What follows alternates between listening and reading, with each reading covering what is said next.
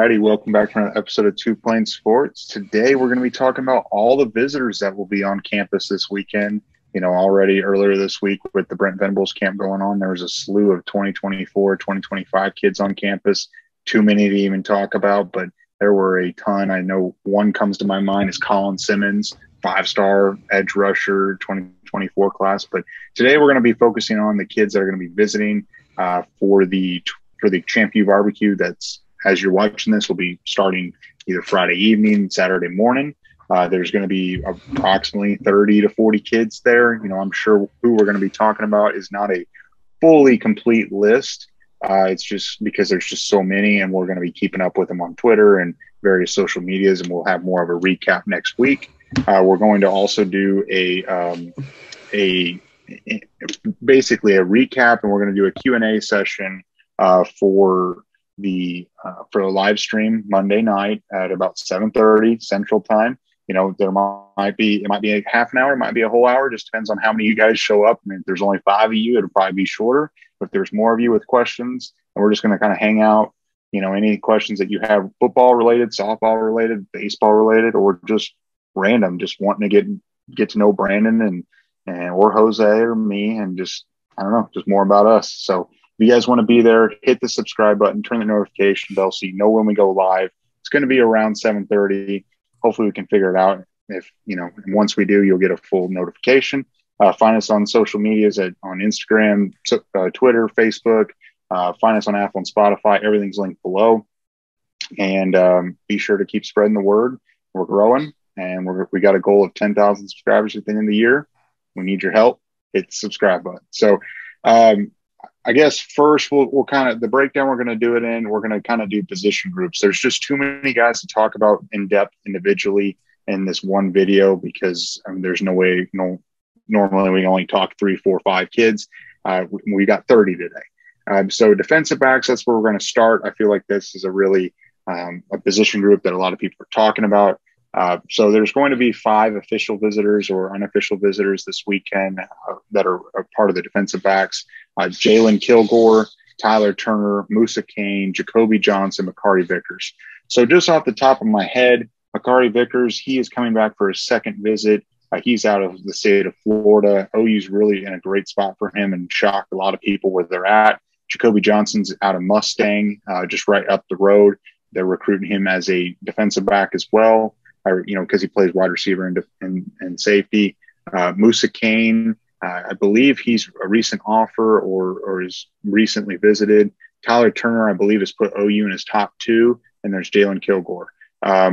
Jose, what do you think about these 5, and what do you think the prospects of that? I feel like it's a pretty solid group.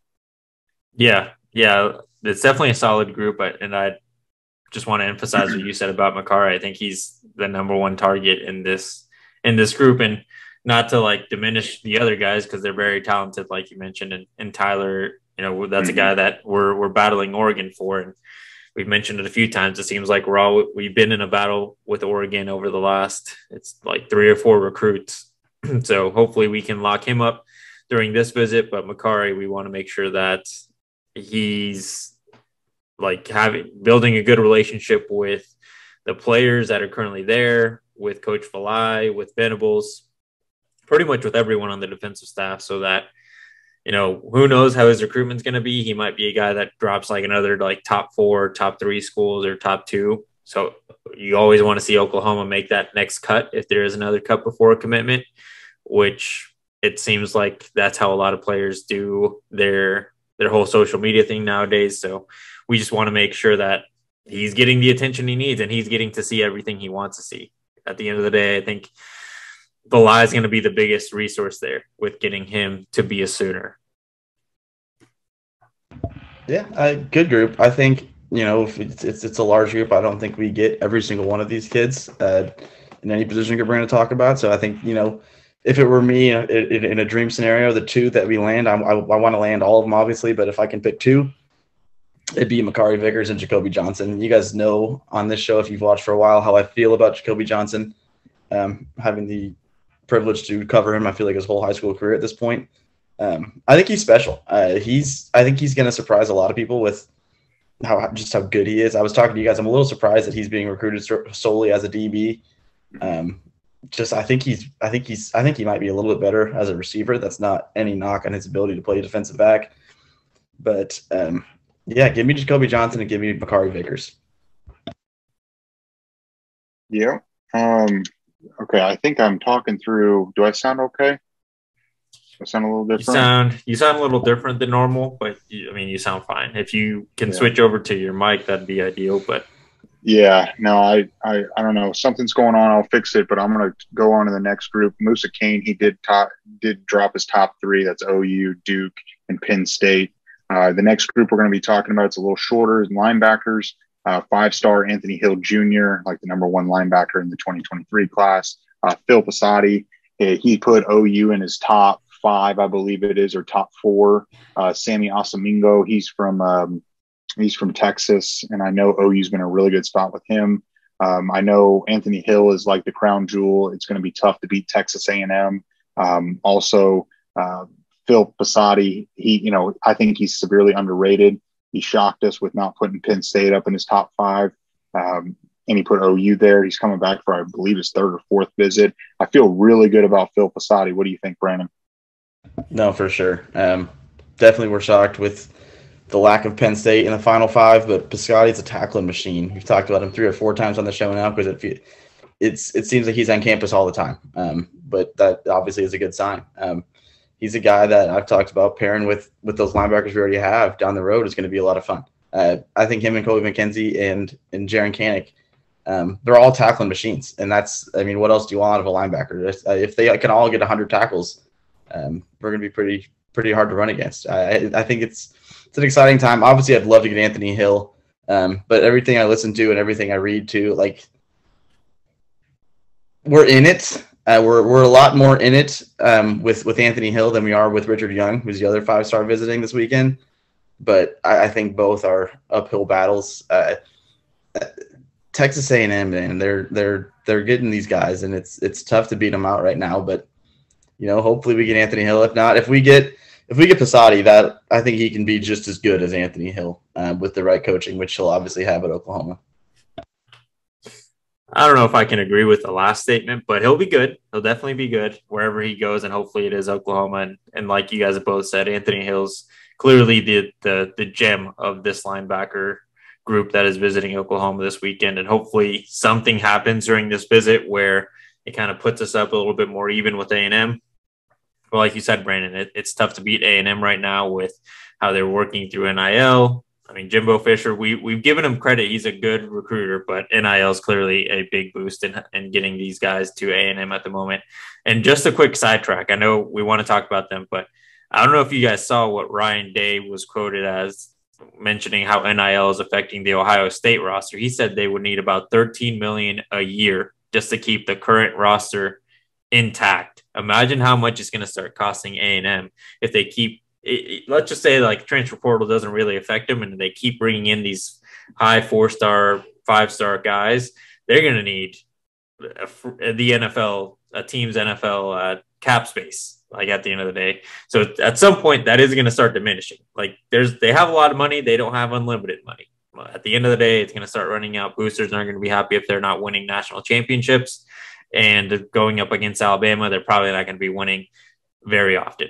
So going back to these guys, I think that in itself could play a factor in helping Oklahoma be in the race for some of these bigger or higher rated guys. Some schools just may not be able to pay him anymore. And at some point, I believe OU may be in that spot too, because as the rules stand, we're allowed to pay them. So pay the kids if you want to, right? So right now, Oklahoma just needs to lean on the fact that, especially with the defensive guys, we have a proven defensive coach that can put top 10 defenses in college football and put you in a position to get drafted in the 1st, 2nd, 3rd round, whatever it is that they want to pitch to these guys. I think that's the main thing with the offensive players. And hopefully Anthony Hill, takes that message and as well as the other linebackers and really, take it seriously and put Oklahoma further into the recruitment process, hopefully top 2, and even better, just make the full commitment to be a Sooner. Yeah, no, I totally agree. I mean, the linebacker spot, I mean, you don't have much of, there's not a better linebacker coach in the country. So it's going to be a strong point. I really think, Anthony Hill, we're going to be in the running, but I'm really excited about Phil Passotti. I hope he pulls the trigger. So we'll move on to the next area. And I feel like we talk about the defensive line at length along with the offensive line, because that's part of our joke and why we're called Two Planes. Is because it's not a joke. I mean, it's not a joke, but it started out as at first. And it's just, we want our team to be so heavy that they have to take 2 planes to away games. For anyone that hasn't been around long enough and just discovered us, that's how we got our name. Brandon came up with it and we just stuck with it. And it's been a running joke for the last 5-6 years. Again, it's not a joke. Well, it's not a joke. Yeah. So we're going to talk about the defensive line now. There's quite a group of kids that are going to be showing up. You've got Ruben Bain Jr., which Ruben Bain, this will be his first visit. He is an absolute monster. He had 29 and a half sacks last year. Darian Julett, he's coming on campus, I believe, for his second time. He's got like 125 tackles last year. And then PJ Adewore, he's out of Kansas City, the Kansas City area. He's been a fast rising kid that was really rated low in the 3 stars and has just exploded. OU's in a great spot with PJ. I wouldn't be surprised if he is a commitment after this weekend or very soon after. Blake Purchase, he's a edge player coming from Cherry Creek High School in Denver, Colorado. Amari Washington is actually coming in. We've never talked about him. He got his offer from OU in January, and he's coming for his first visit that I know of. And so, I mean, he's a 4-star out of Chandler, Arizona, I believe. And then you've got Derek LeBlanc coming in for his 5th unofficial visit, I believe, 4th or 5th unofficial visit to OU since January. If there's a couple guys I would feel really strongly about in this group is PJ. Derek LeBlanc, I feel like, is in a great spot with OU right now. And it's between OU and Florida. Those are the 2 guys that I feel really confident about. I would love to get Ruben Bain Jr., but this is his first visit. It's an official visit. I don't know if OU's going to be able to get him back on campus, and he's from Miami. It's going to be hard to beat the Hurricanes and the hometown team. Jose, what do you think? The same thing that you thought about Bain. I hope that there's a way we can get him back on campus, or coaches are have some time to go visit him in Miami, but it is going to be tough to beat the U, as much as we all talk about how much they suck because they don't have their own stadium. It is the hometown team. It's a lot easier for him to get down there and visit Cristobal. So we'll see what happens there. But I think the biggest thing to me with this defensive line group is that LeBlanc is coming still at an unofficial visit. So it's probably fair to expect that he's going to take an official visit sometime during the early part of the football season, because he did announce that he's going to commit late in October, I think the 22nd of October. So maybe during the Nebraska game, he might try to visit, or I don't know. It's not definitely. I would assume he's going to take an official visit at some point during the season, because, I mean, you're coming again, completely paid by his family to Norman again for the 4th or 5th time. Like, at some point, that many visits, it shows that there's a legit interest. And the fact that he pushed his commitment date back, because he was originally supposed to commit in early July with a couple of his friends, one that we're actually going to talk about a little later. Like, this is all seems to be trending in favor of Oklahoma. Hopefully everything goes well this last visit. I don't know what more that he wants to see, but obviously the way that Coach Venables wants his recruitment classes to go is once you commit, you're fully committed.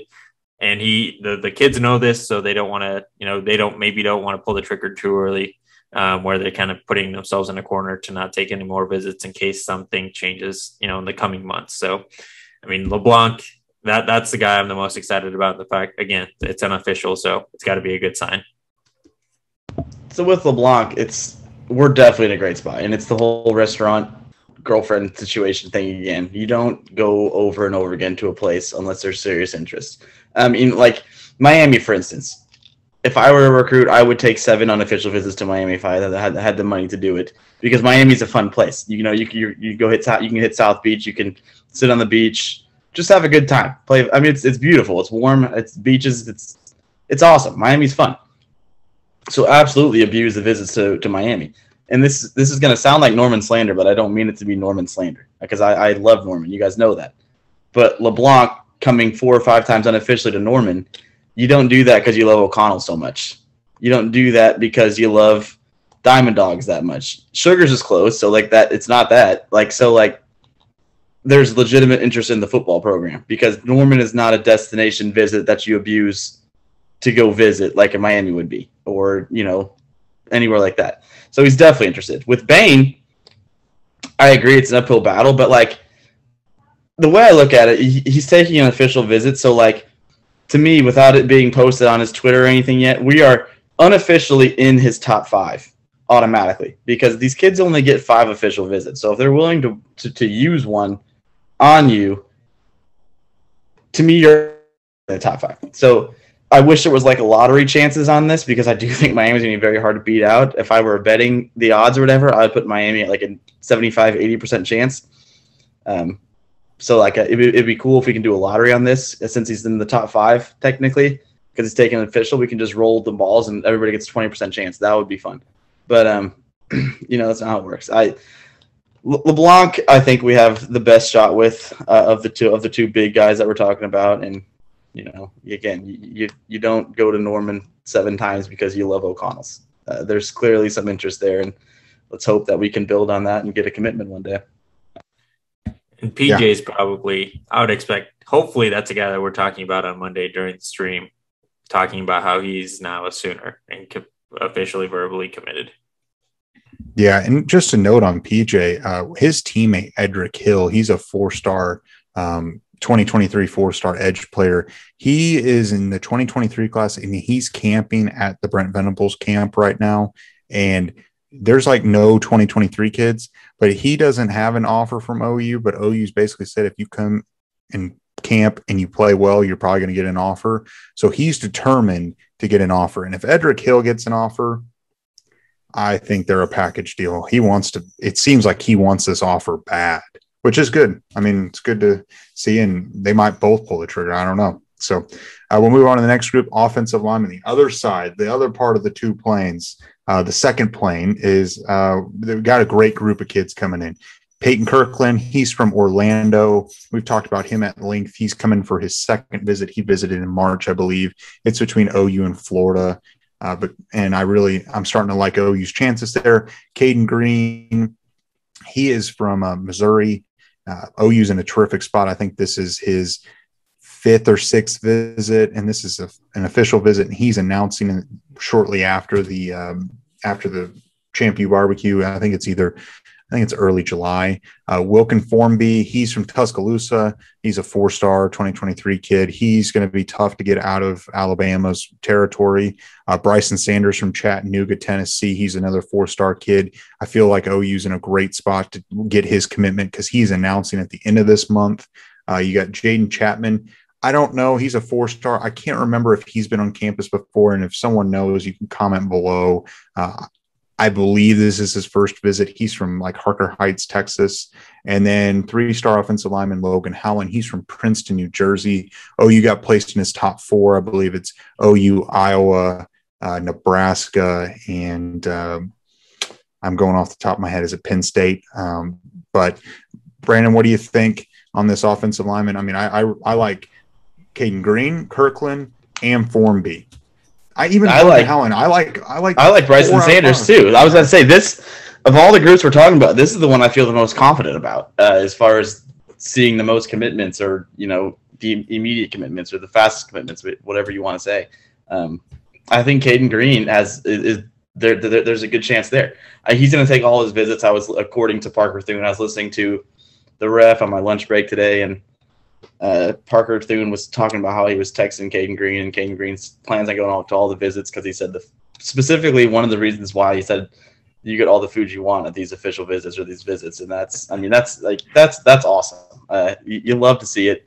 But yeah, with all of these kids on the offensive line specifically, I think OU is like legitimately in the running to land all of these. Like we are in good spots with all of these offensive linemen, and you can't really say the same with any other position group. So like, which is good. That's as you mentioned, bro. That's the second plane. Let's load it up. I hope to see they all commit at some point. I think we have the best chance of all the position groups among the offensive line. I'd like to see as many as we can get. Go Coach B. Yeah, the offensive line, like you guys both said, it's the visitors it's stacked. Like they're essentially most of the 4-star offensive linemen are coming to Oklahoma this weekend, and that's always a good sign. It's always good to build that side of the trenches, because if you can't protect the quarterback, you're not really going anywhere, as we saw last season, where we had two very talented quarterbacks that couldn't stay on their feet because there was a lot of holes on that offensive line, and that's probably due to lack of development and the fact that you had to do Pilates back in the day. That is not the case, luckily. So, yeah, I think Caden Green, I feel like that's the most secure guy, right? Josh Bates has been recruiting that guy out the ass. It seems like ever since the first time Caden came to Oklahoma, he's been calling him the next Trent Williams every opportunity he's had on social media. That's very high praise, because Trent isn't only one of the best college football players of all time, but he's one of the best football players to ever play. And that's not just offensive line. Like even his teammates everywhere that he's played have always mentioned that he's just a straight up an amazing football player, no matter the position. So, I mean, if you're getting compared to that guy, you must be pretty good at what you do. Now with the other guys, I think like you said, Brum, it's going to be tough to get the Tuscaloosa kid out of that area. Alabama's not gonna go down without a fight with him. The other guys, I think if Bates was there, and hopefully he can make some sort of last second arrangements to get to OU this weekend, I think that he would pretty much try to secure every single one of those kids to try to make a silent commitment to Oklahoma. The fact that he's not there, I don't think he's going to hurt, but that does make another 2023 commit step up in that leadership role, because Bates seems to be more of the verbal guy when it comes to social media and kind of getting along with the current class that they're all in. Jackson Arnold, who is visiting as well, hasn't been as vocal seemingly, at least from an outsider's perspective, but it's his opportunity to step up and really just sell the idea of protecting him along with the wide receivers we'll talk about in a little bit, to say, hey, I will, make sure that you're a 1,000-yard receiver at least once in your college career. Yeah, and I think I misspoke. I didn't mean to say Form B, but the guys I feel best about, Brandon, I think I agree with you, is Bryson Sanders, Caden Green, and Peyton Kirkland. But if I had to only pick two, it'd be Caden Green and Bryson Sanders. Anyway, I mean, if OU can get two of those guys, any of those two guys, I'd be happy with between now and National Signing Day. Just a little bit, a tweet just came out from 2023 4-star Colton Basic. He announced his top 5. He's an edge player from Austin, Texas. He has Oregon, Oklahoma, Texas Tech, and Clemson in his top 5. He is taking a visit to Oklahoma June through the 12th. So it's the following Texas weekend. Tech? Yeah. Tech's in his weird, top 5. Yeah, I don't know. So we'll move on. We're going to talk about wide receivers. There's not quite as many wide receivers or quarterbacks or tight ends to talk about, but wide receivers, Jaden Greathouse. Greathouse is a terrific player. He's from Westlake in Austin, Texas. A terrific player. I think he's a Notre Dame lean. He's played since he's been a freshman. Last year he had 20 touchdowns. He's a dynamic player, and he's the most college ready high school wide receiver right now. And then you've got Jaquazi Petaway. He's also from Texas. He's another 4-star. OU's been in the running. I don't know how high up they are with that. Anthony Evans, the third, he was originally committed to Arkansas. He's a 3-star. OU's in a great spot with him, and he decommitted shortly after his visit to Oklahoma. I believe he came up for junior days in March. So OU's in a great spot with him. Also, Michael Harrison Pilot, he's another 4-star 2023 kid. He's going to be on campus, I believe, for an unofficial this weekend. The guy I feel the two I feel the best about would be Evans and Michael Harrison Pilot. I think Greathouse is probably going to go to Notre Dame, as right now. And Petaway, it's tough for me to really say. Jose, what do you think on those 4 kids and your opinion on them? Yeah, so I mean, I think it's important that I mentioned it almost every single opportunity I've had about the wide receiver position. We need to try to get as many of these guys to commit as possible. But I do like our chances with Harrison Pilot. I think he recently put out his top 5, and I think Oklahoma's got a pretty good lead on being the school he ultimately commits to. But the rest of those guys, I mean, we really need to start making some headway with like Greathouse. I think he's a guy that could be really valuable to this team with his size. And when we talked about him, if I remember correctly, he wasn't solely a speedster. Like he's fast and he's got burners, but he's a guy that's very agile and can get out of tackles. So that's important, right? You never want to be easily tackled. So let's make sure we can get, if we can get 2 of these guys to at least look like they're leaning towards Oklahoma, I'd be content, because it's just one weekend. We still have the rest of the summer, and there's a lot more wide receivers that this staff is targeting. So 2 out of this group of however many it is, 5 or 6, I think that's a successful weekend. Yeah, 2 seems to be the number that we're all looking at as far as guys who want to commit or at least look like they're going to commit. I don't think wide receiver is as big of a concern as it was 3 weeks ago. We did, at the end of the day, just land 2 former 4-stars out of the portal in Bunkley Shelton and JJ Hester. Excited to see those guys play. So I don't think it's as big of a need as it once was, literally 2 or 3 weeks ago, and we were almost hitting the panic button on the position. But I do agree. It would still be nice to see some more roll in. Anthony Evans has some sick flow. It'd be fun to land that. But yeah, as you guys mentioned, and we've talked about him multiple times, Harrison Pilot is without a doubt the one that we're in the best position for. And he's the guy that we're all excited about because he's a freak athlete. I think the dude plays 3 sports in high school, played both sides of football. And he would be a huge kid. I think we're in a good spot for him. I think it's between us and Houston. Yeah.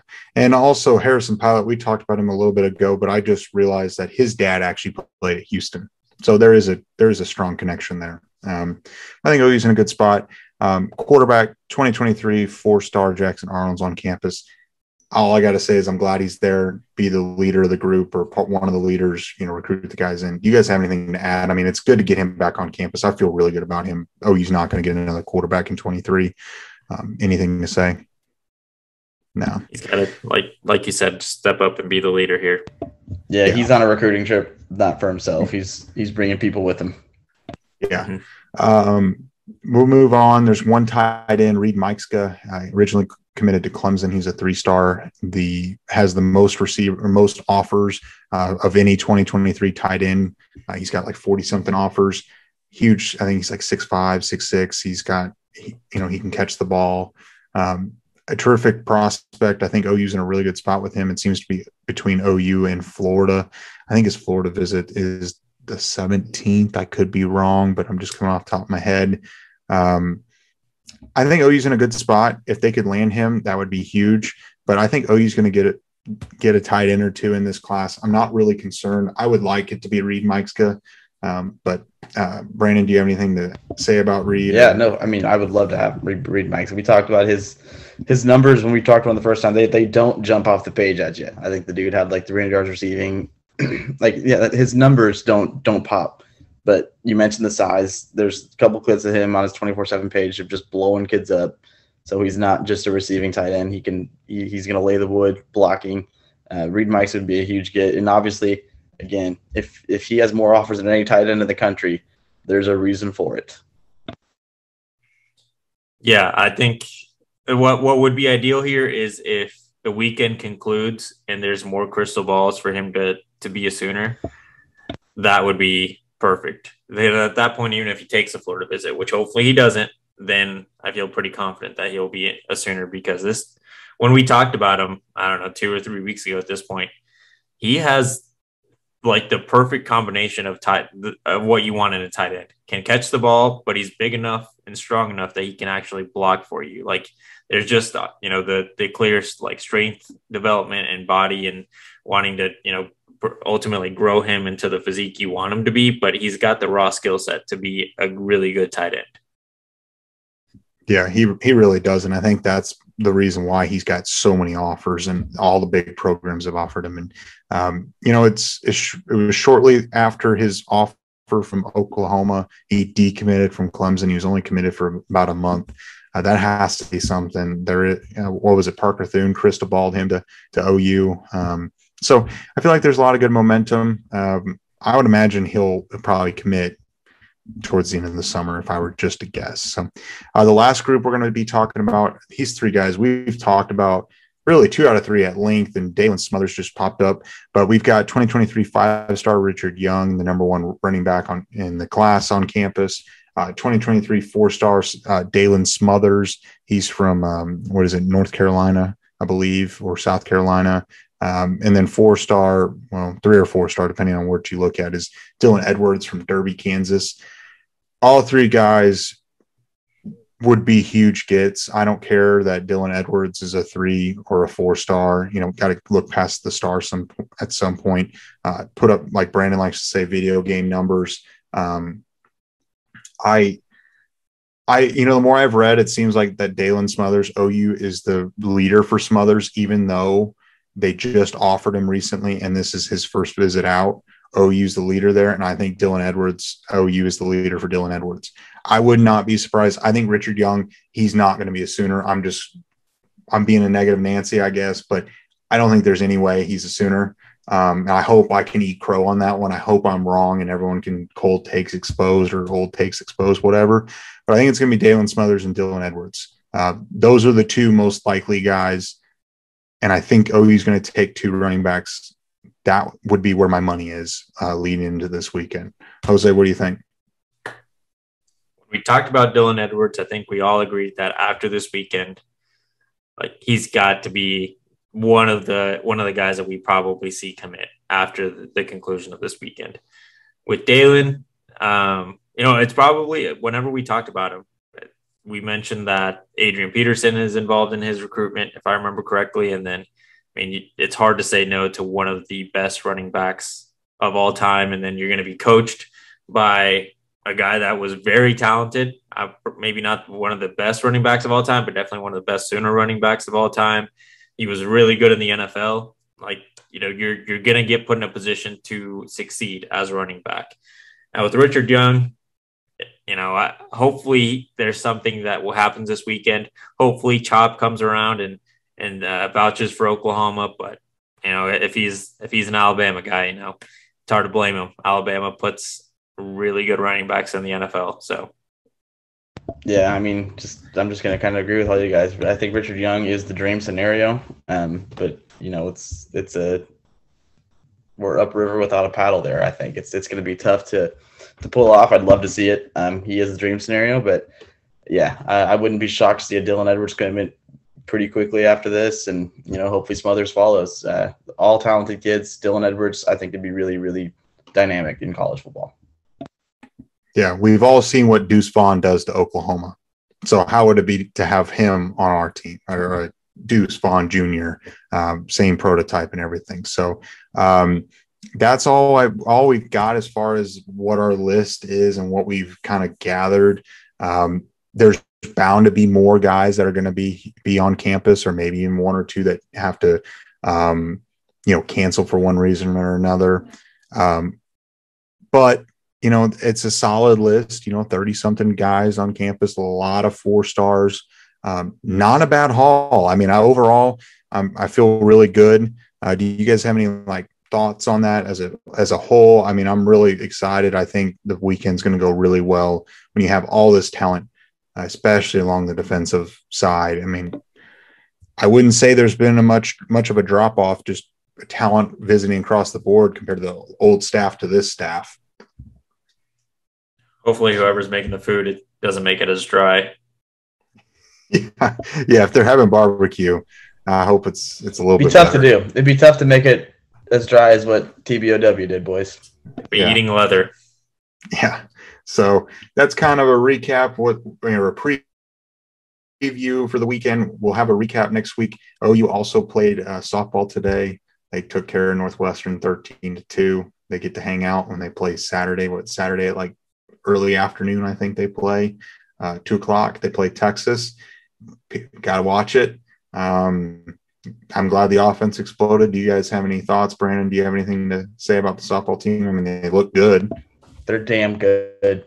Yeah. I mean, 2 grand slams is pretty impressive. And I'm glad to see Jordy Ball back out there.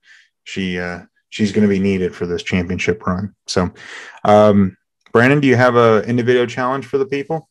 Yeah, 13-2. It's softball related. What do you think of the team? Who are they going to play in the finals? I'm just going to punch them in the finals. I think the team's going to run away with it. I kind of think it's going to be a Bedlam rematch in the finals, or the Champ Series, not the finals, the Champ Series. And I think we 2-0 them. Hopefully it's 2-run rules. I think this team's going to go back to back. They're nasty. It's a lot of fun. And also someone tell Brum that the Leprechauns suck in the comments there too. Celtics are going to win. Jose, you have anything to add? No. Okay.